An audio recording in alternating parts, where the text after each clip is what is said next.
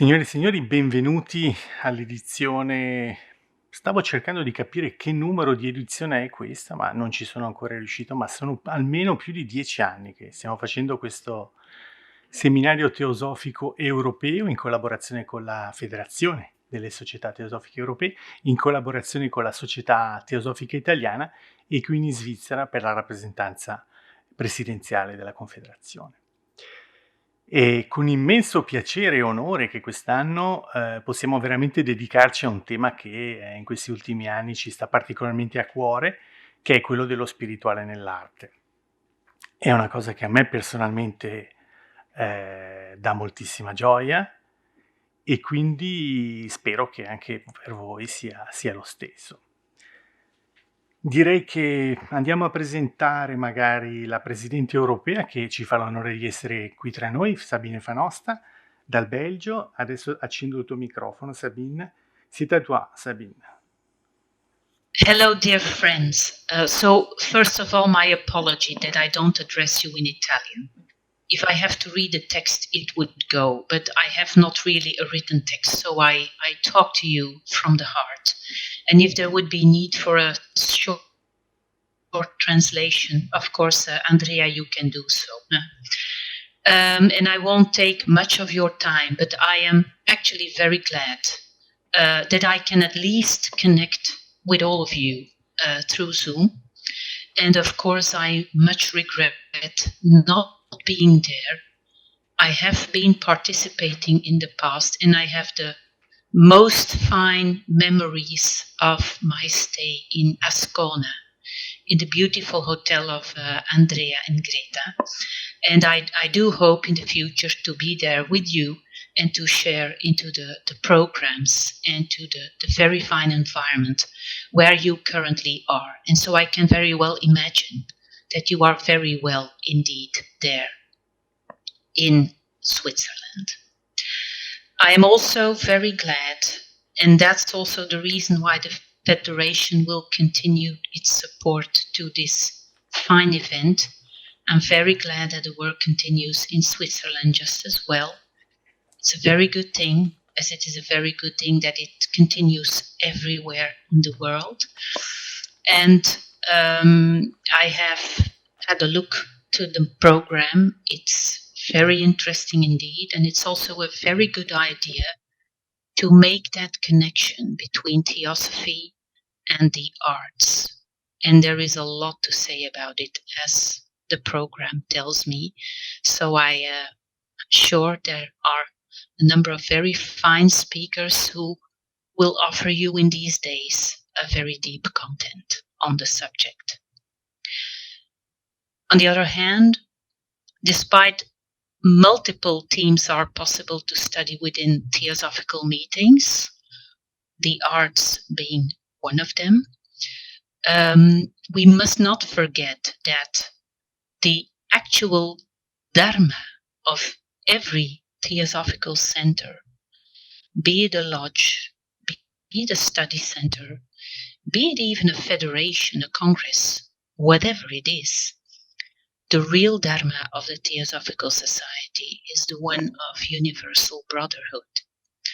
And so that is the fabric, the background, the undercurrent, so to say, which is always there, whatever we are studying. And we better not forget about that. And I am quite sure that you won't forget that either. Because in the end, whatever we are busy with, be it science, be it religion, be it the arts, whatever it is, we are always doing this in a connected way. We are always doing this preferably in a harmonious way, in a peace-bringing way. That is a very important thing to always have there. There's always a little tinge of compassion. Take the arts, for instance. They once started to educate for an educational purpose, to instruct humanity, and specifically that part of human beings that, for instance, were not capable of reading, are acquiring knowledge, but they wanted to convey the deeper meanings of life anyway. That's actually how it started. And we might indeed, with a certain critical eye, look at, in some ways, what the arts have become in our days and also what science has become in our days. So, in the end, even art has to do with through love. Finally, the connection between the artist who is at the most profound moment of his creative experience, that too is an expression of love, of true love. You could call it an energy, but it would not even do value to what it really is. It is a reality which is very difficult to express, and therefore also that many artists, when they had created something, they felt a bit disappointed because within you, your ideas can be so brilliant. And then when you see it, you expressed it, and you say, it's only that. But anyway, you try to express your deeper meanings, your deeper layers from deep down inside. And so I truly hope that for all the participants, these days, which Andrea had a very good idea of organizing, they will also offer you the opportunity to indeed connect with that deeper meaning and with that deeper love. Now, this by means of greetings to all, and I do hope and wish some very fine days there, and I also hope to be with you on a next occasion. And I hope I didn't take too much of the time of the program there with my semi-lecture. Sorry. I got carried away a bit. Okay. Well, unfortunately, I don't see any one of you, but I wave anyway.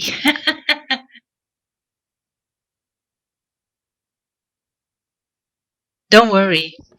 We really thank you very much, Sabine, being with us for this seminar.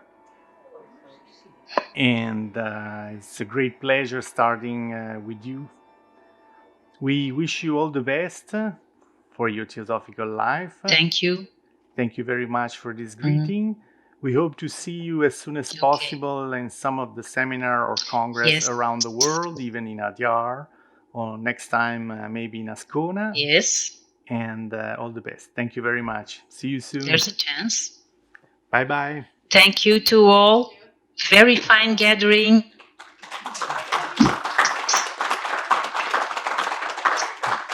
See you next time. We stay connected. Thank you.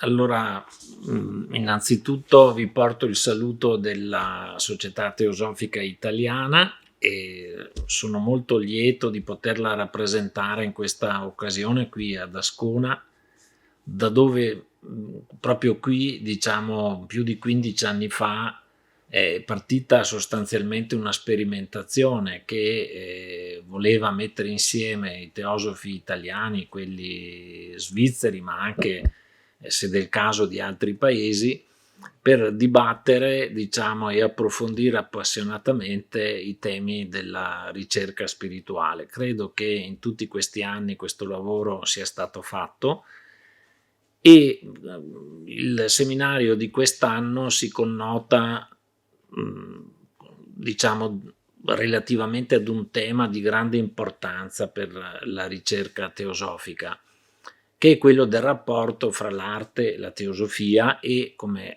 è scritto anche nel titolo, è anche l'influenza che la società teosofica e la sua storia hanno avuto in alcune dinamiche che riguardano l'arte, diciamo, contemporanea e evidentemente anche l'arte moderna.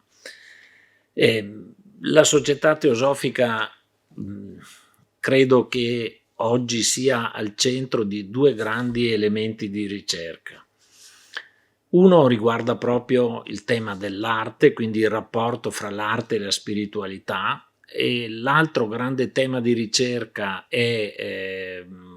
riguarda l'aspetto del rapporto fra l'arte e l'educazione, diciamo, il tema dell'educazione, e tutto questo però ha una connotazione che riguarda anche il rapporto fra la spiritualità e la scienza, cioè oggi sostanzialmente questi sono i temi, diciamo, che collegano anche la vita della società teosofica con il mondo, con l'accademia, con il mondo normale, perché è molto importante che i teosofi, io credo, non siano dei soggetti autoreferenziali, per cui sostanzialmente vivono nel loro piccolo mondo e parlano delle loro cose, ma tutto questo ha senso se noi teosofi, io mi ritengo diciamo tale, o quantomeno aderente alla società teosofica, perché se poi volessimo fare i filosofi, diciamo essere teosofi è qualcosa di talmente importante che sicuramente non potrei iscrivermi di diritto o di dovere, diciamo, a questa categoria, ma a quella dei soci della società teosofica credo proprio di sì. Dunque il tema di una ricerca appassionata per quanto riguarda il rapporto, l'arte, la teosofia e l'influenza della società teosofica credo sia estremamente importante. Ringrazio anche i relatori perché poi lo vedremo man mano nelle loro presentazioni e quando li presenteremo uno a uno, sono tutte persone che hanno affrontato, diciamo, temi di questo tipo in modo molto convinto e molto spesso anche molto documentato e documentale, nel senso che abbiamo anche autori di libri o di parti di libri specifici esattamente su questo grande tema. È chiaro che qui vado evidentemente a chiudere. Io vedo tutto questo come legato al grande archetipo della bellezza. Fin dai tempi del liceo, Giuseppe Faggin, il padre del più famoso Federico, il più grande studioso peraltro di Plotino al mondo, diciamo, riconosciuto al suo tempo, mi ha insegnato che soltanto attraverso il bello e il buono si può fare veramente un salto, diciamo, di qualità nella propria coscienza, nella percezione, diciamo, del mondo. E questa considerazione, che nasceva ovviamente quando si studiava Platone, mi ha accompagnato per tutto il resto della mia esistenza, e ancora oggi io sono convinto obiettivamente che se noi possiamo percepire, diciamo, una realtà in un modo completo, se possiamo veramente raggiungere quel principio spirituale che sta nel nostro cuore, lo potremo fare attraverso la bellezza e attraverso la bontà. Dunque per me arte e bellezza vanno insieme in qualche misura e credo dunque che approfondire questo tema sia veramente di grandissimo interesse. Ho tenuto alla fine il ringraziamento per Andrea e per Greta, che naturalmente ospitano da tempo questa bellissima esperienza, e li ringrazio davvero e spero che questo seminario possa continuare, diciamo, a coinvolgerci sempre più numerosi dopo la parentesi del Covid, dove abbiamo dovuto transitare, diciamo, sulle piattaforme online. Io credo che sia anche molto importante che ci si ritrovi, diciamo, in modo esperienziale in presenza. Quindi grazie a tutti. Andrea, a te la parola per la presentazione del nostro primo relatore, il nostro Pier Giorgio Parola, a cui cedo volentieri lo scranno. Pier Giorgio innanzitutto è un amico e quindi lo presento come tale. È una persona particolarmente simpatica, devo dire la verità, che da qualche annetto fa parte del nostro seminario teosofico qui ad Ascona, ma soprattutto è anche un provo viro della società teosofica italiana, quindi quando ci sono delle questioni veramente spinose e nessuno sa più che cosa fare, si, si fa riferimento a Pier Giorgio per dirimere e discernere tematiche difficili. Grazie mille, ti cedo la parola, Pier Giorgio. Benone. Arte e teosofia. La radice etimologica sanscrita di arte è ar, che significa andare verso, mettere in moto, ed è da questa radice, è interessante, che deriva il nome della nostra quinta razza radice, che veniva considerata come ariana, ovvero progredita e influente, ansiosa di evolvere e alla ricerca di un come, consapevole, come era Montaigne, che vivere è mon métier et mon art. E a proposito, considerato il fatto che il nostro tema concerne l'arte, quindi gli artisti, forse è il caso di ricordare che Madame ci dice che la razza ariana ora varia dal marrone scuro, quasi nero, al rosso marrone giallo, fino al più bianco color crema, ma è di un unico ceppo e scaturisce da un unico progenitore. Per i diffidenti, pagina 250 del secondo volume della dottrina. È evidente che se si considera l'arte come la realizzazione di opere concrete, tangibili, come viene comunemente intesa, non esiste un unico modo di esprimersi artisticamente e quindi, qualsiasi sia la sua oggettivazione, si può considerare arte l'abilità in un determinato campo, usando un determinato linguaggio, una capacità artigianale che a un certo livello è propria di individui particolarmente dotati, con strumenti adeguati, talento, che manca di regole precise ma il cui fine è certo, trasmettere delle sensazioni, delle emozioni. E sarebbe una capacità che, per quanto sublime sia l'artista, una volta appresa non si può tuttavia dominare completamente e ammette gradazioni molto diverse per l'accuratezza e per lo stile. Ma c'è un criterio che permetta di stabilire razionalmente quando dei bravi artigiani diventano artisti? Ricordo che un giovanotto irlandese, Oscar Wilde, disse che esistono due modi per non apprezzare l'arte. Il primo consiste nel non apprezzarla e il secondo nell'apprezzarla con razionalità. E Jean Cocteau diceva che un artista non può parlare della propria arte più di quanto una pianta possa discutere di giardinaggio. L'arte sarebbe quindi un campo che sta al di là della logica, di quanto può essere discusso in modo ragionevole, coerente, sensato. Ma allora come non obiettare che qualche tempo prima un certo Michelangelo ci aveva viceversa detto che non ha l'ottimo artista alcun concetto,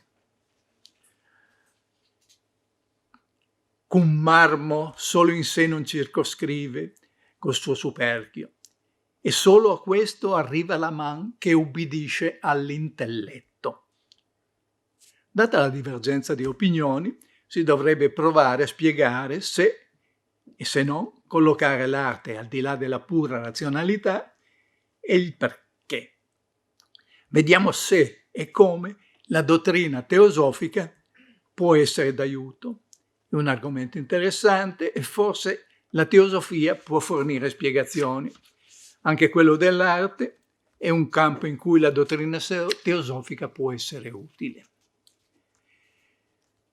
Per trattare questo tema, credo che potremmo partire da questo, dalla radice etimologica di arte, ar, mettere in moto, e dalla sua relazione con uno degli insegnamenti basilari della teosofia, quello relativo alla sensibilità e alla reattività, il principio della ricettività, ossia lo stato di coscienza che chiamiamo linga sharira, ovvero modello modellante. Secondo Madame, ai suoi tempi le arti avevano subito un profondo declino. Lei parlava della graduale decadenza della vera arte, come se l'arte potesse esistere senza immaginazione, fantasia e giusto apprezzamento del bello in natura, ossia senza poesia e alte aspirazioni religiose, quindi metafisiche. E a proposito di ricerca metafisica, negli ultimi decenni la critica ha prestato una crescente attenzione all'influenza che la frequentazione degli ambienti teosofici ebbe sulla produzione di molti artisti del secolo scorso. Si è preso atto di come la teosofia, con la proposta, tra l'altro, di ulteriori dimensioni spazio-temporali, avesse condizionato il loro lavoro. Ma è la stessa metafisica di cui parlava HPB? Penso che si possa considerare l'arte una forma di comunicazione, ossia idonea a trasmettere emozioni e messaggi, ma se la capacità di trasmettere emozioni e messaggi è ciò che caratterizza l'arte, possiamo affermare che tutto l'ambiente nel suo complesso è una forma d'arte, che ha questa facoltà. Possiamo dire che l'essere un artista non è riservato agli uomini. La facoltà di mandare dei messaggi, di provocare emozioni, non è propria solo degli uomini, ma di tutti i regni, in quanto divina trascende i regni della manifestazione e ci dice che non esiste materia morta. Sul piano fisico riceviamo comunicazioni dagli animali, dai vegetali e dai minerali, ma su piani che prevedano degli stati di coscienza che si valgano di strumenti diversi, pur se coaduniti nel nostro corpo fisico. Possiamo avere corrispondenza anche con altre entità, con dei regni che non sono solo quelli comunemente noti. La dottrina segreta prevede che sulla nostra Terra, ma è lo stesso su ogni globo, prevalga un principio, uno stato di coscienza, per cui ci si sente perfettamente localizzati. Lo Stula Sharira, con per strumento il nostro corpo fisico. Lo Stula Sharira comporta uno stato di coscienza che è creato dall'interno, deriva da Atman, Buddhi, eccetera, eccetera, eccetera, finché il Linga Sharira, il principio della percezione, crea come atto finale, con la propria percezione modellante, passiva ed attiva, il proprio oggetto. Il settimo elemento, quello terreno, l'oggetto della percezione dei sensi, e lo strumento per esprimerla. Il Linga Sharira, il principio della percezione, costituisce il ponte di comunicazione tra la mente e gli elementi del piano su cui opera. I sensi fisici apparvero in evoluzione seriale nell'ordine di udito, tatto, vista, gusto e olfatto, in corrispondenza con le prime razze radice sviluppate sulla Terra.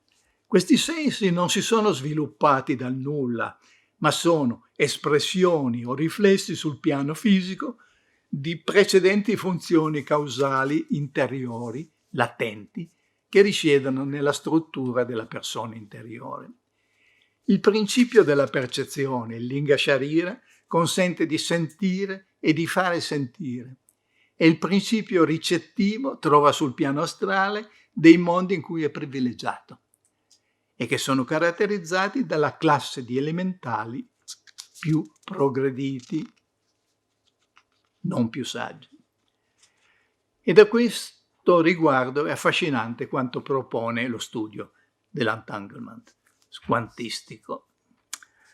Le testimonianze storiche di opere che possiamo definire artistiche risalgono più di 40.000 anni fa, ma si dovrebbe risalire a milioni di anni fa, in luoghi ormai sommersi, e tutto fa supporre che originariamente le opere d'arte fossero in qualche modo destinate a dei fini di cui ci parla HPB.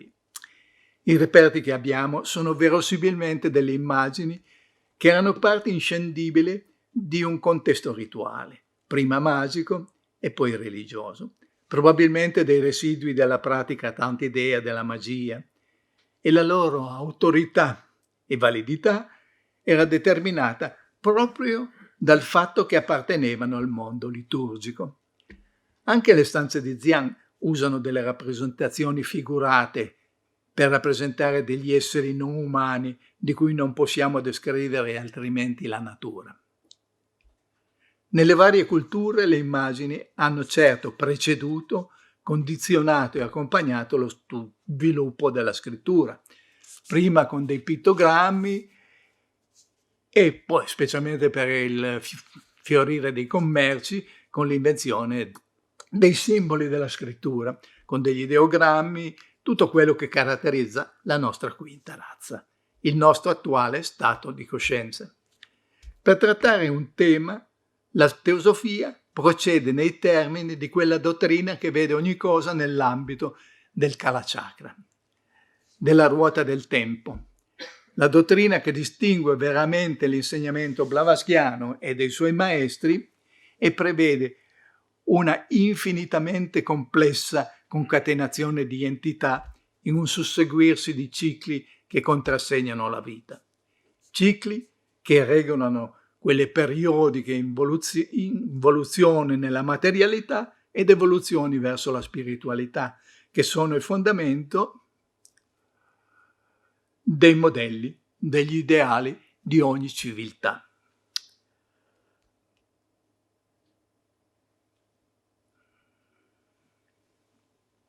Attualmente, in un momento di inversione di tendenza, nella quarta ronda della quarta catena planetaria, una fase in cui prevale il principio del desiderio, di Kama, il quarto, si è però in una fase del ciclo in cui c'è tuttavia propensione alla razionalità. Nella quinta razza siamo, cioè. Tuttavia l'evoluzione prevede che talvolta, già ora in alcuni, faccia capolino anche un sesto senso.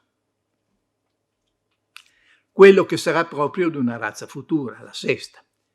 HPB ci dice che persone particolarmente sensibili possono essere in grado di ricevere impressioni visive, uditive o di altro tipo senza l'uso di un organo fisico.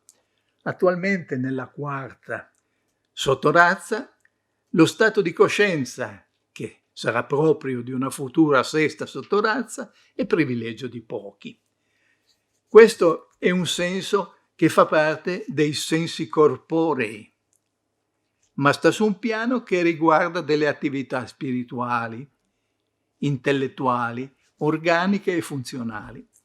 È quello che potremmo definire un minimo sprazzo di illuminazione buddhica. In futuro si riuscirà ad ottenere un certo controllo della propria mente e si potranno integrare le decisioni mentali con una aumentata influenza della bodhi, la sapienza. Anche gli artisti sono destinati a seguire una evoluzione che porterà verso una sempre crescente sensibilità e quindi spiritualità. Ma come? La dottrina teosofica spiega che la mente riceve delle sensazioni, dei messaggi, da delle registrazioni memorizzate nella luce astrale che la influenzano e ne condizionano il comportamento. Su Lucifer, HPB scrisse che nel nostro cervello ci sono delle cellule che ricevono e trasmettono sensazioni e impressioni, ma oltre a questo non c'è altro. Queste cellule di un supposto organo della memoria sono le ricevitrici e trasmettitrici delle immagini e delle impressioni del passato, ma non le loro conservatrici.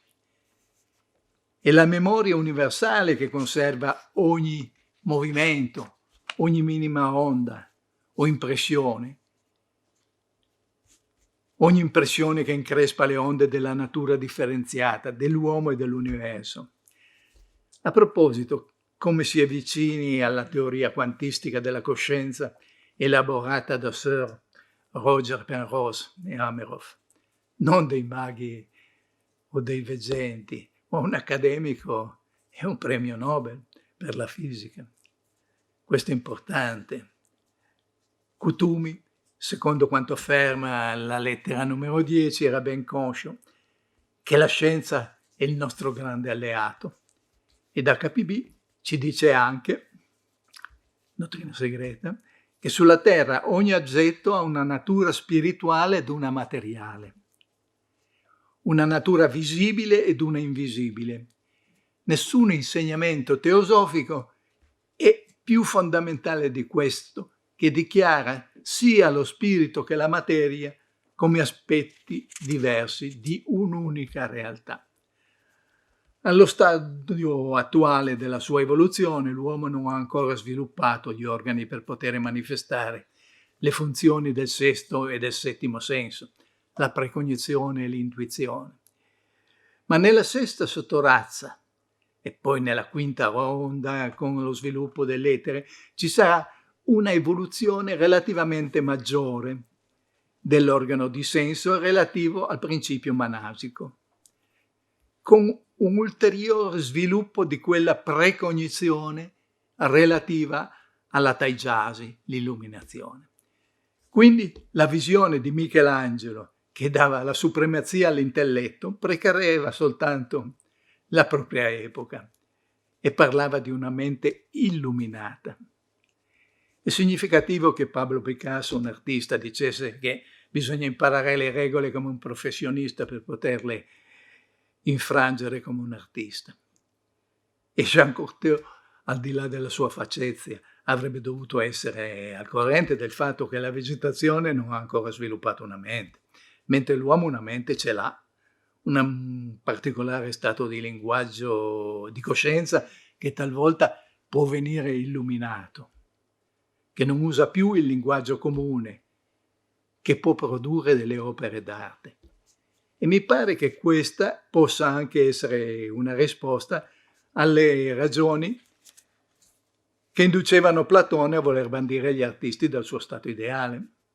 Infatti l'arte non è solo mimesis, un'artigianale imitazione del mondo. L'arte non impedisce la visione della realtà, ma può essere ispirata e ispirarla. La quinta razza radice, uno stato di coscienza dell'umanità, è particolarmente correlata allora alla razionalità e nel linguaggio, nella possibilità di esprimere le proprie idee e i propri sentimenti al proprio strumento. Uno strumento che serve a collegare l'emittente al ricevente, come l'artista al proprio pubblico. Serve per comunicare, è relativo quindi a quel mediatore, quel modello modellante che è il Linga Sharira, il principio corrispondente allo stato di coscienza della ricettività attiva e passiva di cui parla la dottrina teosofica. Il problema sta nel non ridurre i termini alla sola fisicità, ignari dei significati che stanno dietro il velo delle parole. Attualmente il vero problema sta nella coscienza, non nel linguaggio. Si può condizionare, addormentare o illuminare, ma non bypassare la mente, che tramite il principio di recettività, il Linga Sharira, collega sempre il soggetto con gli oggetti. Non ci può essere una fede irragionevole. Antakarana,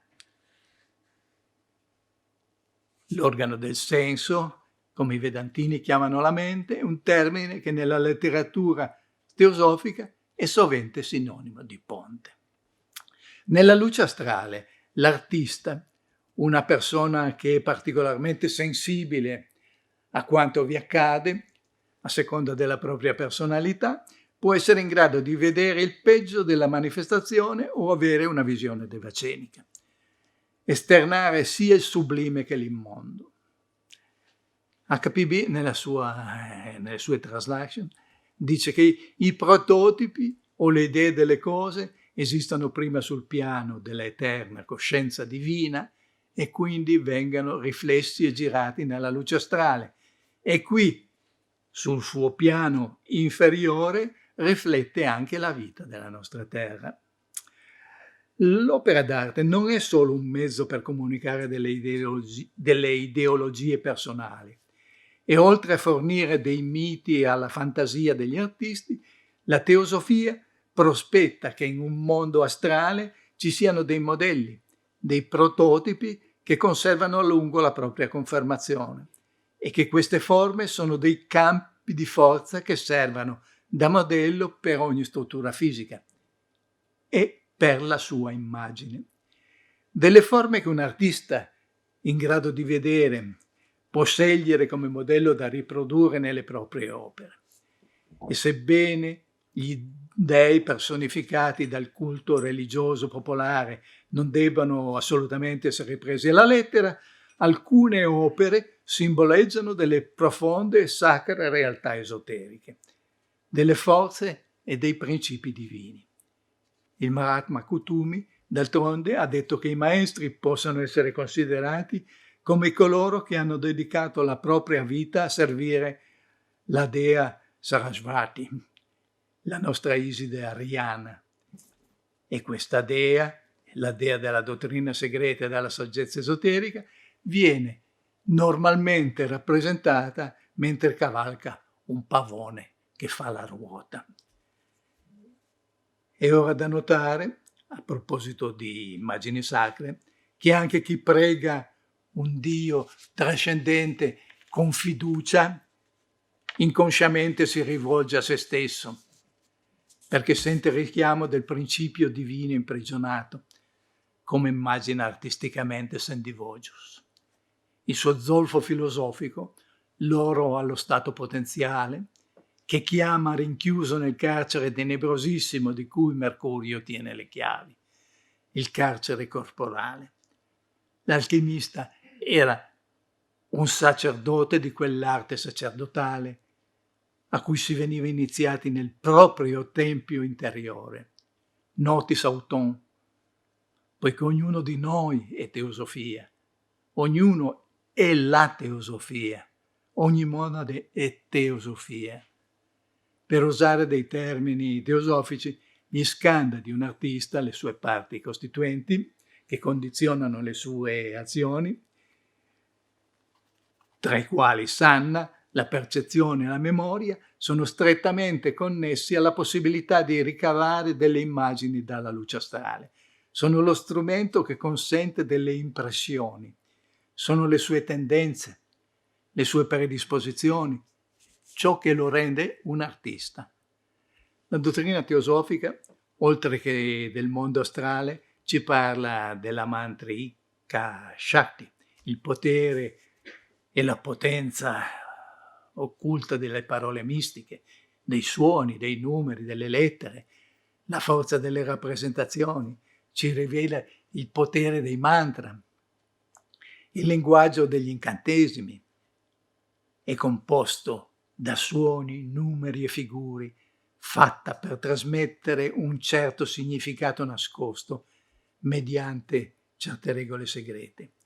Le rune scandinave, come i mantra indù, sono per molti aspetti arte, in grado, con volontà e visione interiore, di entrare in comunione con dei mondi profondi. Il potere vibrazionale, formativo o creativo insito nel suono, ogni suono è una vibrazione e ogni vibrazione ha la sua nota, la chiave numerica.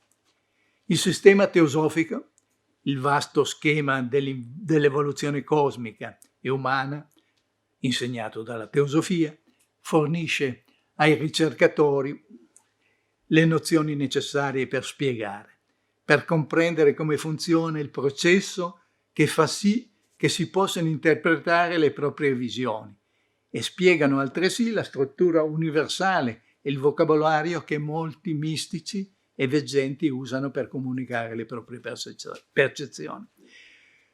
Un problema può però sorgere se si è troppo psichicamente dotati, in quanto, come disse a HPB, un chiaroveggente in possesso di tale facoltà non importa se è onesto o sincero, se non è un adepto, in mancanza di un'adeguata istruzione nella scienza occulta, sarà indotto dalle proprie visioni nella luce astrale a prenderle per Dio o per degli angeli, prendere per Dio o per degli angeli gli abitanti di quelle sfere delle quali ha potuto avere una sfuggevole visione, come provato da Swedenborg e da altri. Avevamo ragione.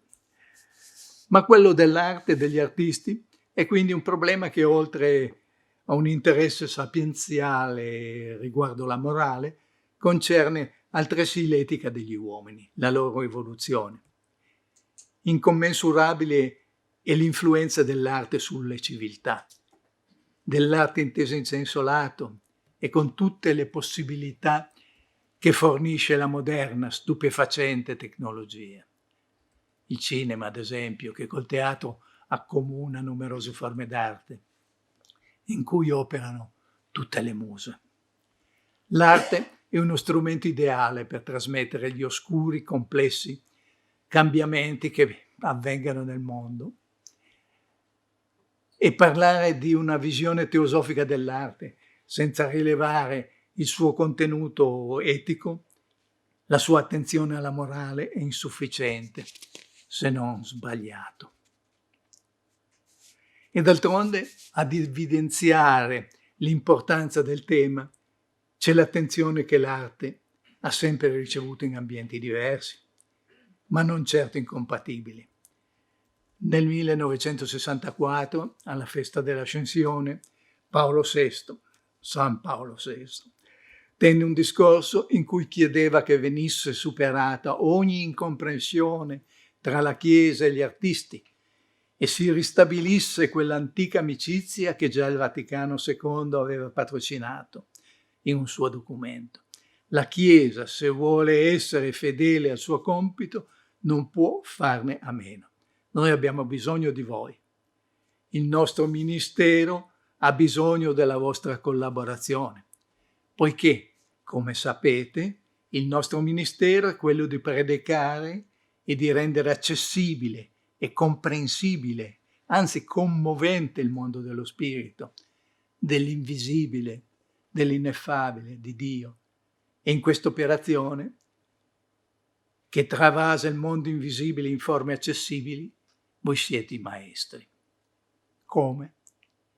Beh, una risposta ce l'hanno pur cantata.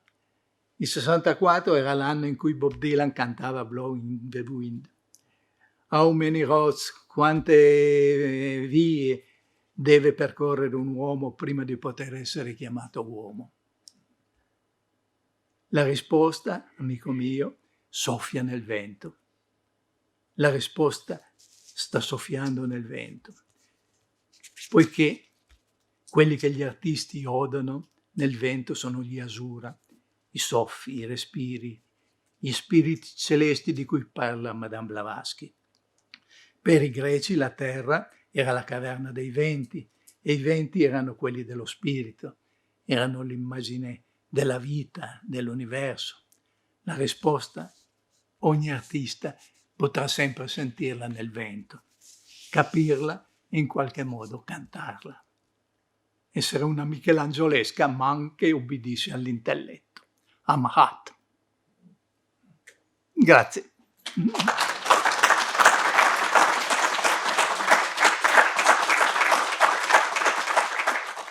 All'inizio hai parlato di questa arte insita nella natura, quindi non solo diciamo prettamente dominio dell'uomo, Sì. bensì di tutte le cose. Ecco. Ci può commuovere, ci manda dei messaggi.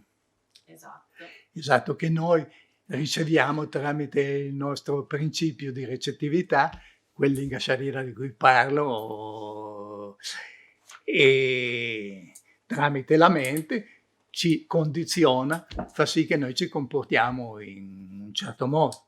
Cioè, l'Inga Sharira fa sì che noi riceviamo delle emozioni, eccetera, eccetera. Queste emozioni ci modificano la mente, questo ponte, e noi cambiamo, ci comportiamo in modi diversi. Volevo dire questo. assolutamente. E le ultime scoperte scientifiche dicono che c'è una comunicazione anche delle piante, ad esempio nelle foreste. Io non riesco a spiegarlo bene, forse qualcuno lo sa meglio di me.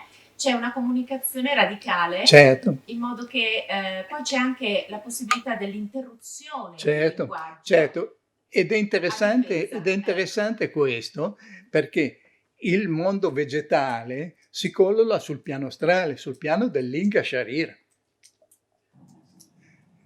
Questo ci può dare questa legge dell'analogia con i numeri delle ronde, i numeri dei principi, i numeri degli elementi che corrispondano a determinati stati, determinate funzioni.